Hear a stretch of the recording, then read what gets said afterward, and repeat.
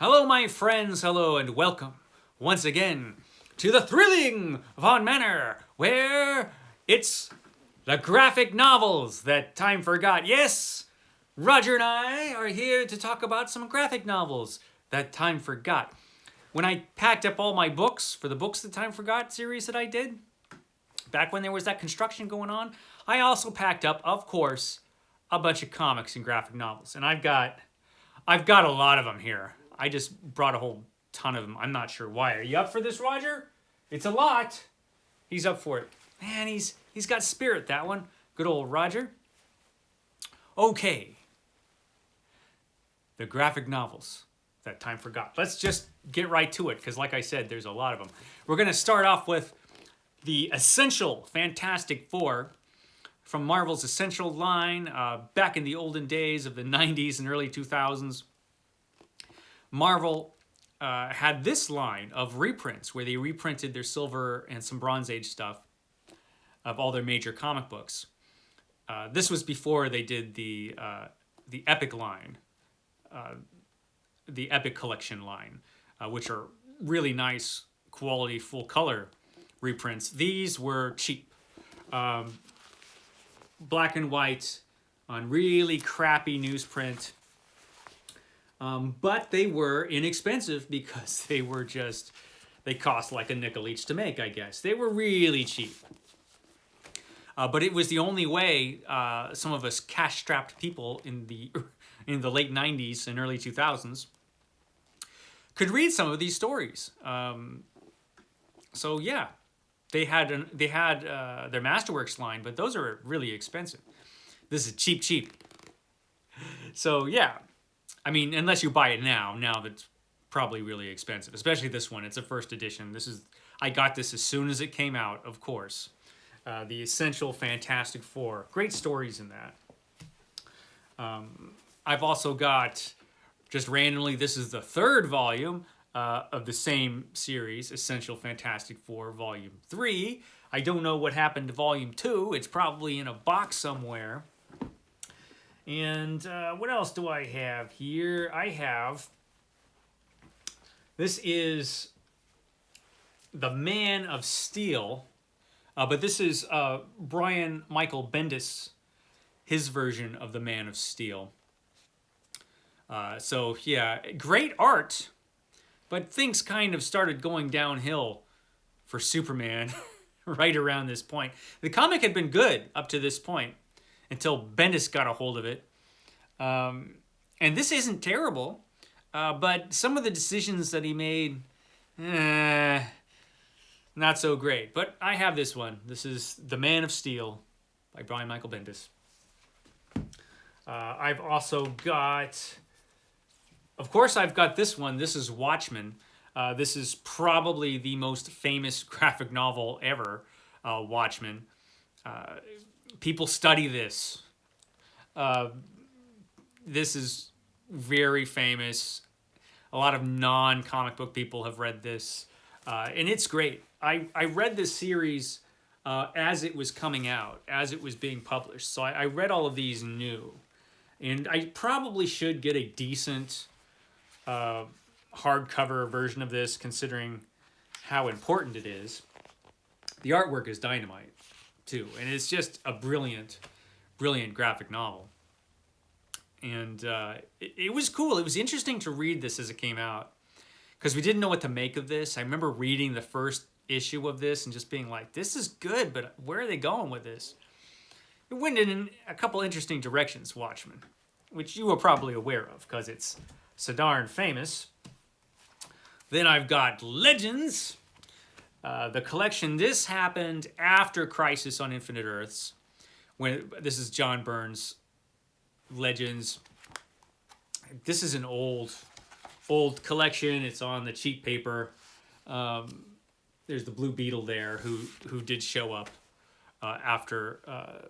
did show up in the DC universe after Crisis on Infinite Earths. So this is just basically revamping the revamp that had just been revamped. And of course, the stories in this, particularly with Wonder Woman, conflicted. I mean, it's just, continuity was a complete total mess in DC Comics from that moment. And it's not that great of a story either, to be frank. This is John Byrne's The Man of Steel. This is volume 2. I have all of these in hardback now, because of course I do. There are good things and bad things about John Byrne's Man of Steel. The artwork was pretty great. He was really good at drawing Superman. Possibly Steve Donoghue and I will talk about this series one of these days. We will see. I don't know. And what else do I have? Looks like we've got some Hellboy stuff. But this is Abe Sapien. This is The Devil Does Not Jest and other stories. This is pretty good. The Abe Sapien stuff was pretty good. I haven't read all of it, but the stuff that I read, which is mostly the earlier stuff, is pretty good. I got to catch up with this series. There are a lot of these BPRB comics that I just never read. I read everything Hellboy, but not everything in the Hellboy universe. It's pretty hit and miss. Some stuff is good. Some stuff that I've read is not so good. That's how it goes. But Hellboy's always cool. And this is the House of the Living Dead. And this is really cool because it's got artwork by Richard Corbin, who I like. I like Richard Corbin. He's got an interesting style. And he was really, really good on Hellboy. He's just got an interesting style. There's Hellboy getting drunk. I have everything Hellboy in the newer paperback omnibus editions that they came out with. I want to get them all in the fancy pants hardcover library editions because I just love this character so much, and I love all of his Hellboy comics, Mike Mignola's Hellboy comics. But I still have all of these original paperback editions, the Chained Coffin and others. I still have all of these original paperback editions mixed in here. This is how I originally read the series, of course. And it's excellent. It is just such a great comic book series, Hellboy. So good. Such good stuff. Here's another one. This is The Crooked Man and others. Good stuff. This is the 10th book in the series. The 10th book. Hellboy is so cool. This is another essential volume. This is not a first printing. This is a second printing of this. But this is the first volume of Spider-Man. So this is the Steve Ditko stuff. Yeah, again, all these essentials are in black and white on the really, really super cheap paper. I have, of course, all of these stories in the Epic line now. I can say the same for Daredevil. I have all of these Daredevil stories. This is the Essential Daredevil Volume 1, which cheaply reprints the first 25 issues of Daredevil, which were a lot of fun. I like those a lot. Then we've got the Uncanny X-Men. This is the classic X-Men. Basically, this is the classic. This is the original team of the X-Men, original Silver Age stuff by Stan Lee and Jack Kirby. So this is cool, but again, I have all of this stuff. I really don't need that anymore. I probably should get rid of that. What is this? This is volume 3 of the X-Men, the Essential X-Men, which is the newer X-Men, the newer stuff. And this is the first printing of that. And then this is an old Dark Horse Conan. This is the volume 2 of the Dark Horse Conan. These are all being reprinted now by Marvel in their Conan Chronicles line. But these are actually really nice books. These had the thicker paper, but they didn't reprint as many stories in these. So, you know, I still have a couple of these lying around. I didn't realize I did, but I do. So this is one of the older Conan trade paperbacks. Next, we've got Lobster Johnson, which is a comic book I like. This is a character that originated in Hellboy, and it's a fun character. He's kind of based on the old pulp characters from the 30s. And this is a fun series. I like this one. This one, not so much. This is Captain Midnight, which was also printed by Dark Horse, right? Yeah, Dark Horse superhero stuff is pretty hit and miss. This is a miss, in my opinion, even though the cover is magnificent. But the book itself, not so great. Then I've got more Hellboy, and this is old-timey. He's got the sticker, now a major motion picture, Hellboy 2. Remember Hellboy 2? That was actually a pretty decent movie, Hellboy 2. I like the second one. Not as good as the first one, but a lot better than that third one, which has its defenders apparently, but I didn't particularly care for it. This is Hellboy Wake the Devil. So this is the second volume of Hellboy. All these Hellboys are mixed up, but this is the first volume. This is the first Hellboy comic book I read, or the first series. I read it as they were being put out as individual issues, but that was forever ago. And then I reread it in this volume, right around the time of the second Hellboy movie, apparently. But the art is a bit different in the early Hellboy stuff, and he wasn't feeling particularly confident as a scripter at that time, so John Byrne actually scripts the comic only for this one story. So that's kind of interesting in itself. Next, we have The Flash. This is the return of Barry Allen. This is a collection of stories that came out back when Wally West, who was originally the Kid Flash, after Crisis, he became the Flash because Barry Allen died. And this is when Barry Allen made his return. Or did he? Pretty good story, though. This is by Mark Waid. And Mark Waid, pretty good comic book writer. He usually does some great stuff.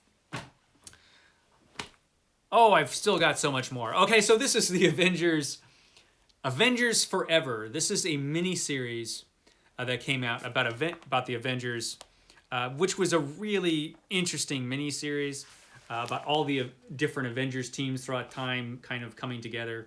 And the artwork was really good. When did this come out? I think this came out in the 90s. I could be wrong. I don't even remember when this came out. When did this come out? Is it going to tell me?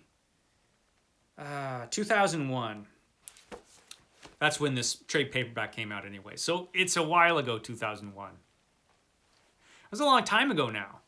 But yeah, Avengers Forever.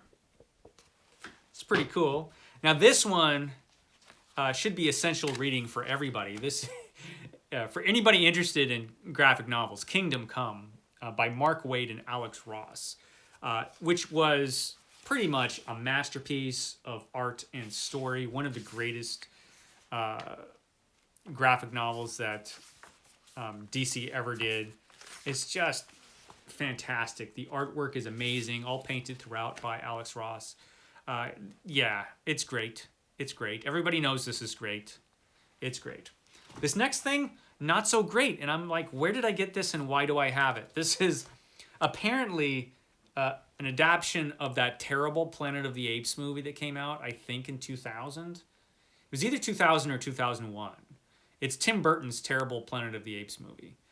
And you've got this chimpanzee with this stupid sword that looks... it's as ridiculous as this movie was.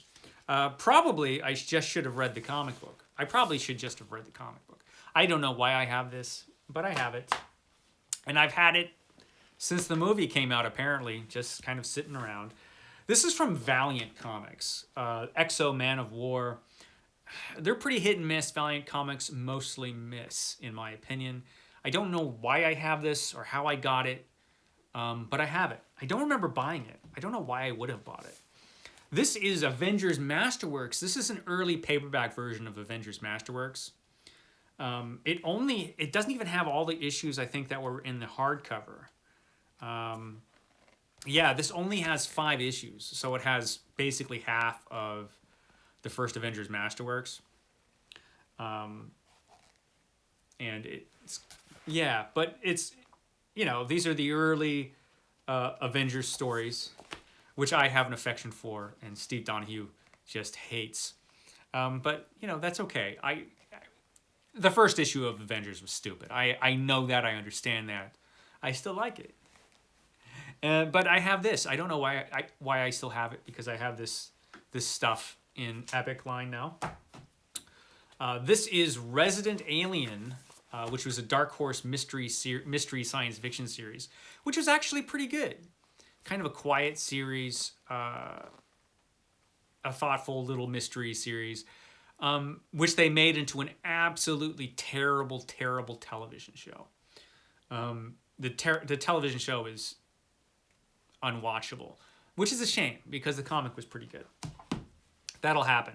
I was surprised to find this in a box. I was like, I almost bought this the other day, forgetting that I already had it, lurking in a box. This is Warlock by Jim Starlin, the complete collection. And I remember reading it, and I'm like, how did I read that? Did I read reprints? No, I probably read this. And I'm glad I didn't rebuy this. It's Warlock by Jim Starlin.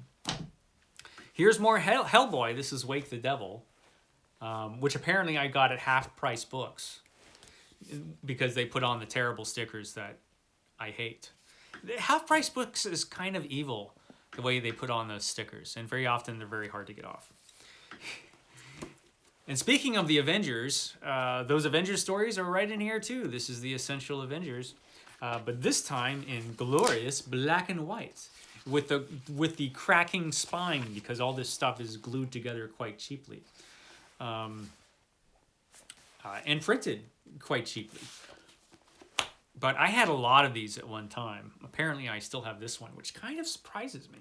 But here I do. I still have this one. Again, I have all that stuff in the Essential line. Excuse me, in the Epic collection. This is Dreams of Unknown Kadath by an adaptation of H.P. Lovecraft, which is really, really good. Adapted by I.N.J. Culbert, who's done a few of these Lovecraft collections. And this one is really interesting. This is a great adaptation of this story, done in kind of a cartoony style. But it was a lot of fun. And this story is kind of an underrated story. There's Pikmin there, talking to Pikmin from Pikmin's Model, who makes a reappearance in the Dream Quest of Unknown Kadath. This one's really good. I like this one a lot. Oh, look, it's more Hellboy. It's the Right Hand of Doom. More Hellboy. Of course there's more Hellboy in here. Of course there is. And next, Action Comics issue 1000. Action Comics issue 1000. It's a landmark issue. It's landmark. And it's a pretty good issue, actually. There's some good stuff in there. The 1000th issue of Action Comics, before things went really south in the Superman line. Here's Daredevil Season One, which is a retelling of Daredevil's origin, which I remember as just being okay. It's nothing spectacular, but I have it for some reason. And this is Batman Contagion, which was a 90s series of comics, Batman Contagion. I'm pretty sure this was the 90s. Decent Batman story from what I remember. This one is a little controversial. This is Batman Year 2. The story itself by Mike W. Barr is kind of, it's not great. The initial issue was pretty good because it has Alan Davis doing the art. And Alan Davis was really good on his run on Batman. He had just a great style to him. But then he leaves and Todd McFarlane takes over this story. And it was early McFarlane. And it's just... First of all, it's incredibly gory, this story. But it's okay. It's okay. Batman Year 2. It's been so long since I read it, maybe I shouldn't judge. This one's pretty cool. This is Showcase Presents Challengers of the Unknown. So DC Comics had their own cheapo line to compete against Marvel's Essential cheapo line. It's the same kind of thing, where they're doing Silver Age stuff in black and white. But the thing was,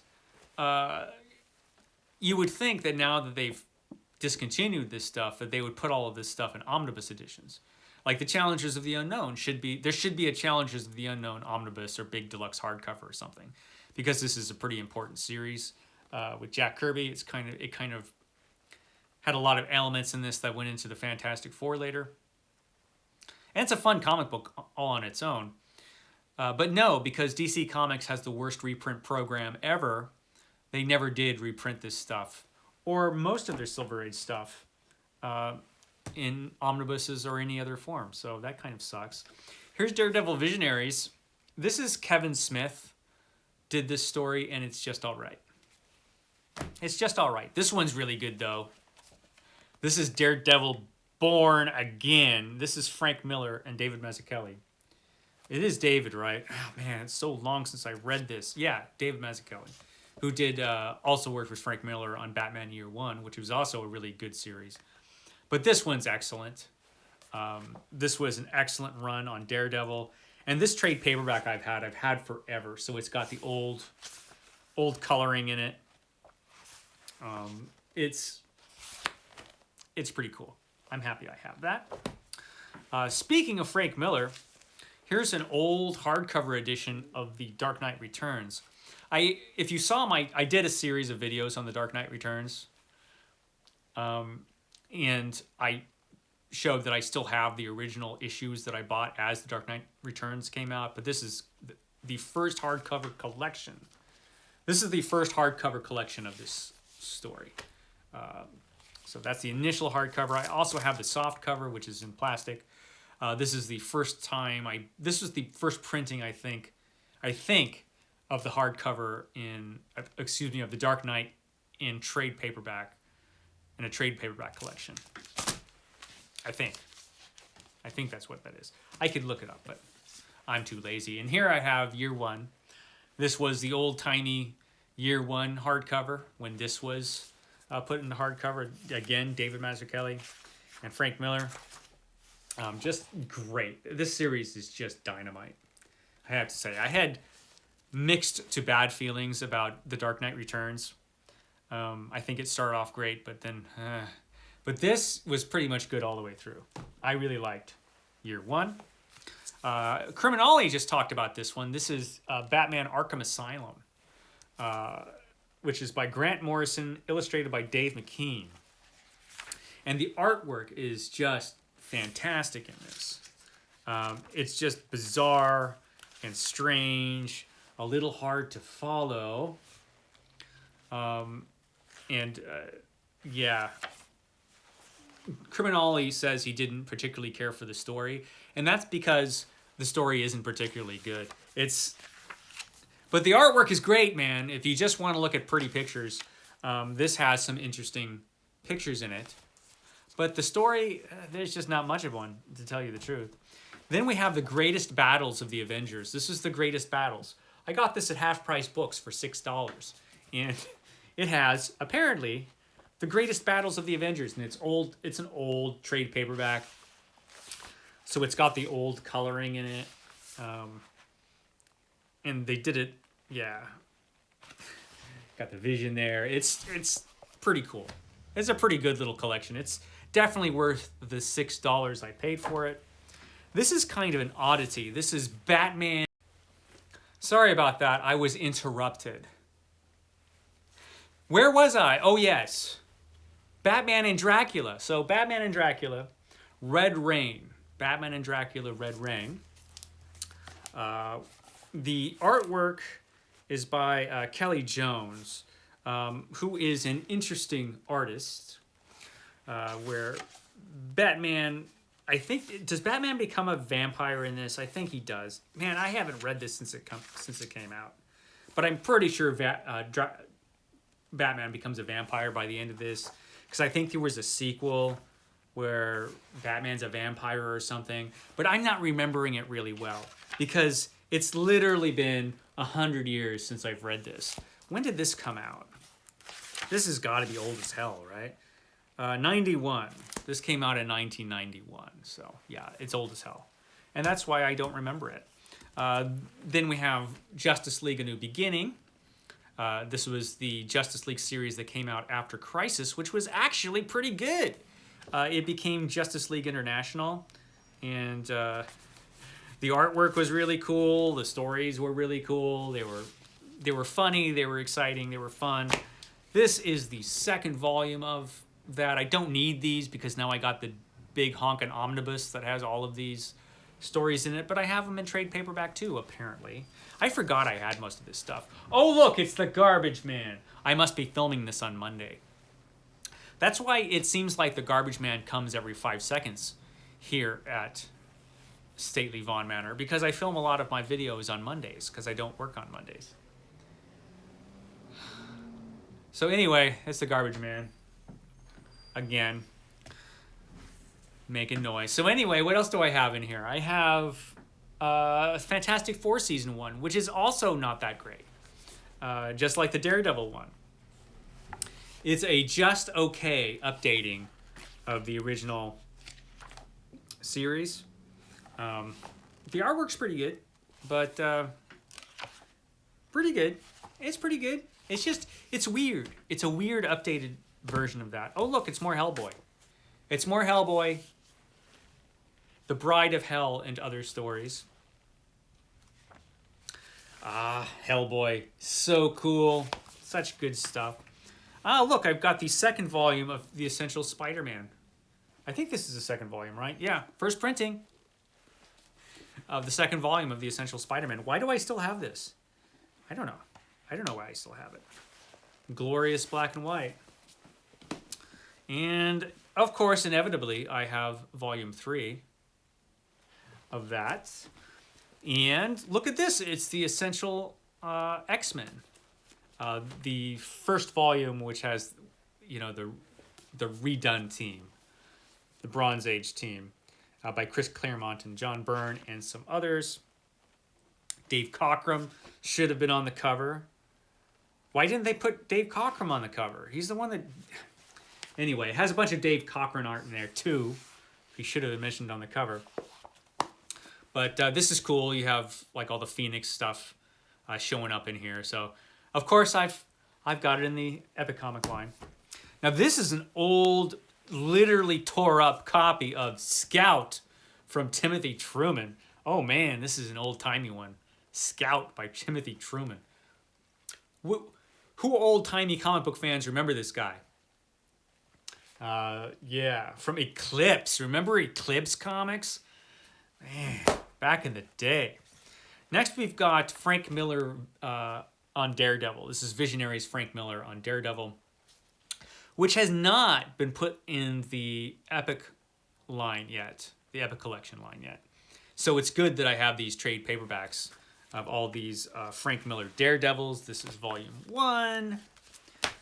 Then I've got this volume 2 with this awesome cover. Volume 2 of this series, which is just so good. This is just such a great series. I mean, this series was so good, it pretty much changed everything in Daredevil forever. But yeah, this stuff was great. The Frank Miller stuff was great. And then, of course, I've got volume 3 of Frank Miller Visionaries. Someday they will be replaced in the Epic line, but who knows when that is going to be. Then I've got Ed Brubaker's Winter Soldier, Captain America Winter Soldier, which they made a fancy pants, big budget movie about.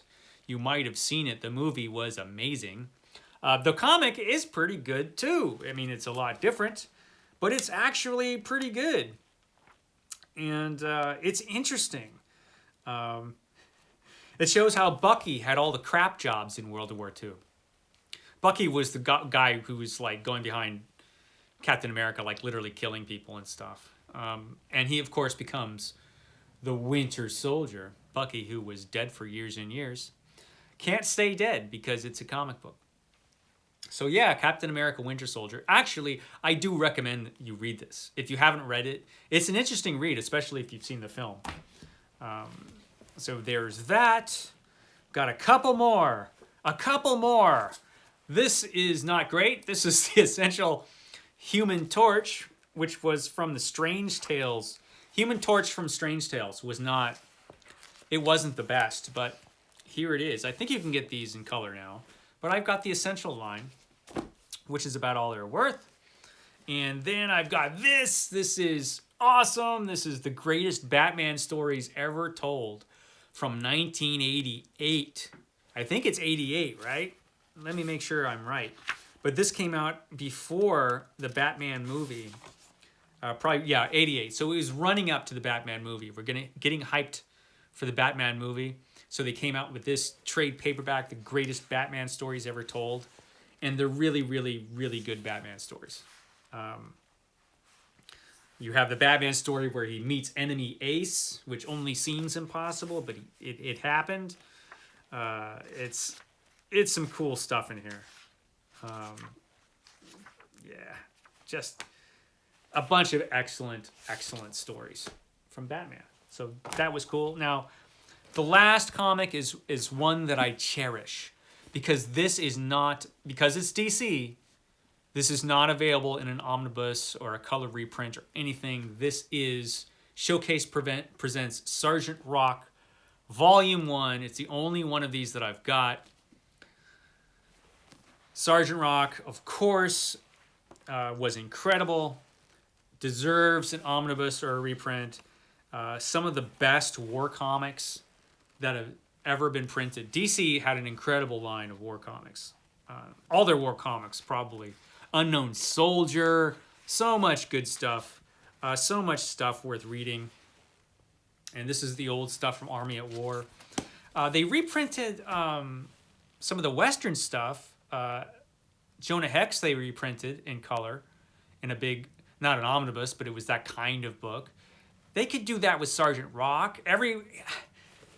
What are you thinking, DC Comics? So lame. But anyway, this is a good one to go out on for the graphic novels that time forgot. I hope I didn't bore you to tears, but here you go. The graphic novels that time forgot. Did you have fun, Roger? Roger had a great time. He had fun. So be sure to join Roger and myself next week when we do Halls of Adventure. And of course, I have a bunch of other stuff coming out in between now and then. I'm not sure when this video is going to go up, so I don't know what's coming next. Okay, guys, I will catch you next time.